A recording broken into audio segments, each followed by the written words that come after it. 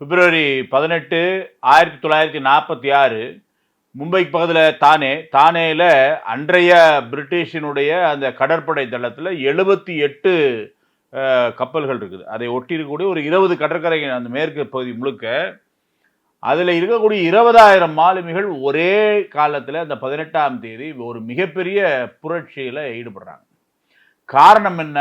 இந்த புரட்சி தான் அதன் பிறகு நம்ம நாட்டுக்கு சுதந்திரம் கொடுத்துட்டு ஓடணும் வெள்ளக்காரன் அப்படின்னு சொல்லிட்டு அவனை அந்த முடிவுக்கு தள்ளியது காரணம் இந்த மிகப்பெரிய புரட்சி.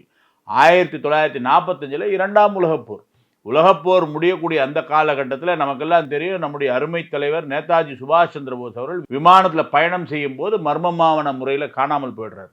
இன்னை வரைக்கும் இறந்தாரா என்னங்கிறது தெரியல. ஆனால் அவருடைய படையில பணிபுரிந்த அந்த ஐஎன்ஏ வீரர்களை இரண்டாந்தர கைதிகளாக செய்து அவர்களை கேவலமாக இது பண்ணினது பிரிட்டிஷ் அரசாங்கம். இதனால கொதித்தெழுந்தாங்க இந்திய வீரர்கள் எல்லாம். போரில் மாட்டக்கூடிய ராணுவ வீரன் இப்படி கேவலமாக செயல்படுகிறார்கள் அப்படிங்கிற ஒரு மனப்பான்மை இருக்கும்போது இந்த உணவு பரிமாறினதுலையும் ரொம்ப கேவலமாக இந்திய மாலுமிகளை நடத்திய இந்த பிரிட்டிஷ் அரசாங்கத்துக்கு எதிராக நடந்தது இந்த மாலுமிகளுடைய புரட்சி.